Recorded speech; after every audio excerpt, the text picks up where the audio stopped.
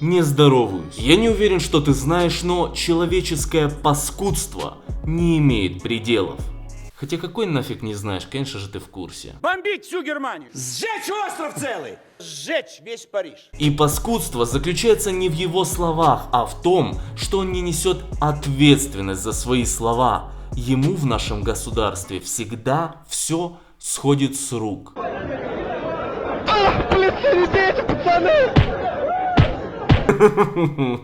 Ну, почти всегда. Все, конечно, понимают, что свобода слова в нашей стране — это не неотъемлемое право каждого человека. Это то, что гражданин получает в зависимости от своего статуса. Например, занимаешь кресло в Госдуме.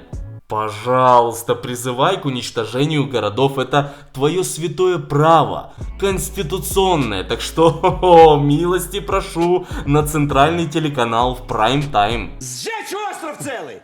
И там несколько сот тысяч европейцев. Вот посмотрите, могилы, они все лежат на дне Северного. Но если ты учитель или домохозяйка репостнешь на свою страничку в ВК что-то нехорошее, тогда... Среди тех, кто стал жертвой этой нормы закона, учитель, призывавший плевать в сторону церкви, а также домохозяйка, вся вина которой в том, что она перепостила стихи в социальной сети. И вот госверхушка пытается распространить эти социальные принципы повсеместно. И вы знаете, я очень надеялся, что еще остались места, куда они не добрались. И недавний эксперимент дал понять, что мои надежды, к сожалению, тщетны. Кто не знает, о чем я, очень быстро после блокировки моего канала возник спор, есть ли предвзятое отношение к оппозиционным каналам на русском ютубе. Люди разделились на два лагеря, на тех, кто считал это бредом, и на тех, кто пытался доказать, что это не бред. Ну, точнее, лагеря было три, но про третий рассказывать вообще нет никакого смысла.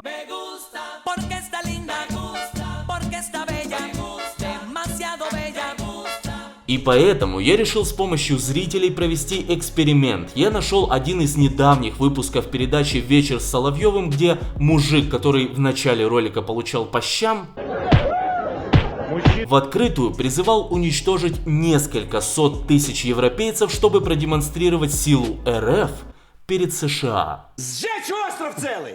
И там несколько сот тысяч европейцев. Вот посмотрите, могилы, они все лежат на дне Северного. Вы хотите, чтобы вся Европа сгорела в напалме? Я понял, вы хотите услышать полковника. Замолчать, ну а полковники давно все приготовили. Не мешайте им, и завтра им будем в Париже, в Лондоне, в Вашингтоне. И вот мы неделю назад, руководствуясь правилами Ютуба, решили накидать на это видео жалобы за разжигание ненависти, за реальное разжигание ненависти, просто чтобы выяснить, кто же все-таки прав. До начала эксперимента на этом ролике было 853 дизлайка, и в среднем эти передачи столько и набирают.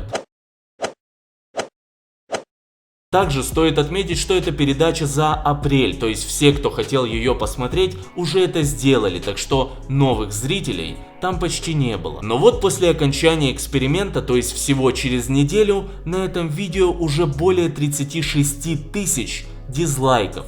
Было 850, а стало 36 тысяч. Почему такие скачки-то? Откуда это все берется? От людей, Володь, знаешь таких, чтобы попытаться вас на чистую воду вывести, и я не про YouTube. Ладно, вернемся к эксперименту. Давайте я буду считать по самому минимуму. Итак, обычно на роликах Соловьева 1000 дизлайков. На видео, куда мы кидали жалобы, сейчас 36 тысяч дизлайков. Предположим, дадим им шанс, что только половина от меня. Просто предположим, и только половина тех, кто оставлял дизлайки, кидали жалобы. То есть всего 9000 жалоб на конкретный тайм-код с одним и тем же замечанием. Но с этого видеоролика даже монетизацию не сняли. Это какой-то позор? Еще раз, я не говорю про какой-то безобидный ролик, где в ребенка впихивают полкило шоколада. Я говорю про видео, на котором один из самых популярных политиков, за которого на прошлых выборах проголосовало 4,5 миллиона граждан, то есть к нему прислушиваются, предлагает уничтожить ядерным взрывом несколько сот тысяч человек. И YouTube никак на это не реагирует. Надо же, к нам уже дозвонился покупатель. То, что вы делаете, не имеет оправдания. И вы об этом знаете. Но вам наплевать. Вы воплощение зла. Убейте себя.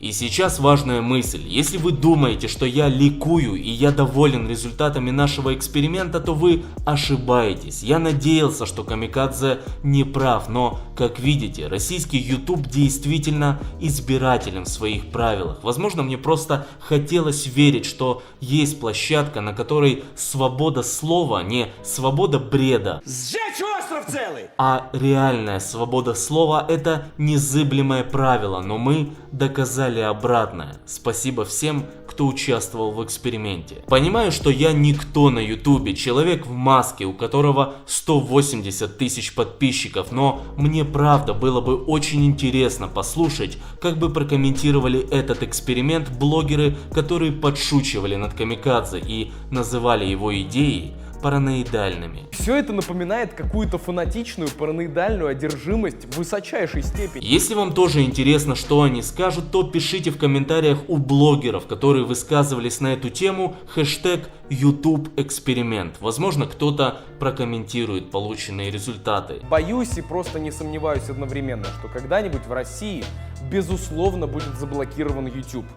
Не, ну ты определись, если могут заблокировать, почему не могут пытаться контролировать, тем более у них есть все технические возможности, а сам офис Ютуба находится на территории страны.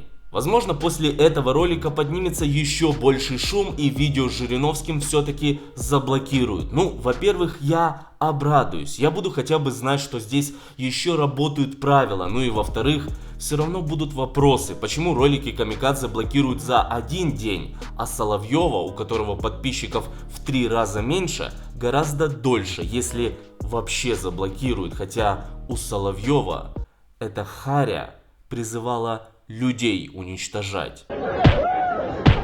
Но, как я уже говорил, главное паскудство заключается не в словах Жириновского, а в том, что он находился не один в студии. Там были политики, политологи, публицисты, операторы, зрители, наконец. И ни у одного человека не нашлось смелости или совести перебить его и сказать: что ты мелешь? Там ведь погибнут дети, женщины, старики. Что ты, тварь, вообще себе позволяешь? Все только посмеялись и похлопали. Вот дай им свободу. Они передушат друг друга. Перегрызут. Они не виноваты. Откуда им знать, что такое свобода? Откуда? Они ведь никогда не умели ей пользоваться. Один из главных критериев счастливой жизни человека — это чувство защищенности своих прав. Но, как видите, наши права идут вразрез с их интересами, поэтому они стараются обеспечить контроль над любыми площадками, где еще можно спокойно озвучивать свои мысли. YouTube — это нечто большее, чем просто развлекательный или информационный ресурс. Это еще один барьер против тирании, как бы это громко ни звучало, ведь вдумайся. Именно свободный доступ к информации — это один из первых признаков свободного общества, и поэтому беспочвенная цензура, продиктованная интересами власть имущих, это большая угроза для целой страны. Так что защищай свои права, хотя тебе решать, быть или...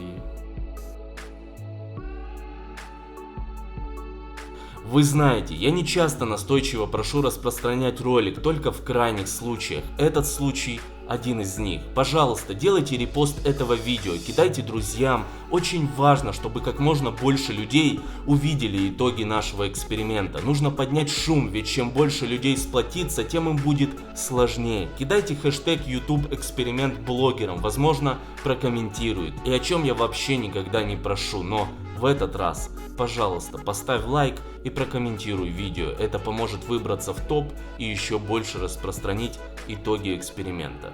Заранее большое спасибо.